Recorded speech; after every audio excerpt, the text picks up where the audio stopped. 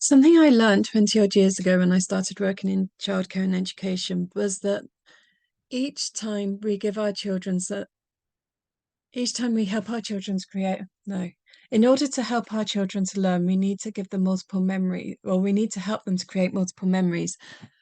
The reason for this is if we just give them one thing to do, say, for example, we give our children a worksheet and give it to them to do once, and then we give them a similar worksheet to do again and again and again and again.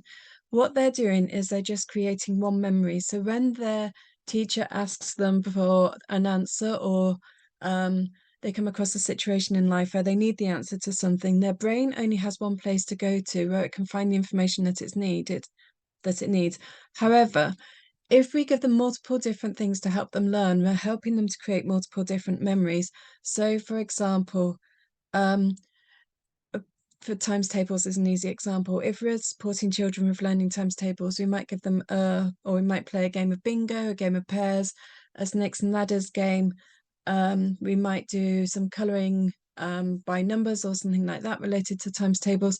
So each time we do something different, we're creating a new memory, which means when the teacher suddenly kind of like says, "What's 3 times 5?" Instead of kind of like going, "Oh, it's on the tip of my tongue, but I don't know, and I'm stressed because I don't know."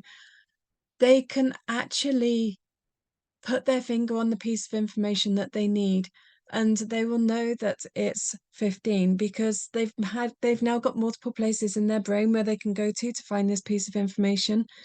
And the other thing is, if we can help our children learn by doing things which they find enjoyable, they're more likely to want to participate. And the more they participate, the more likely it is that they're going to get more practice, and the more practice they get, the better they become, and the better they become, the more confident they become, and the more willing they are to have another go. And it just becomes a really positive spiral rather than the negative spiral, which can very so often happen when children are trying to learn something new, especially something slightly more difficult.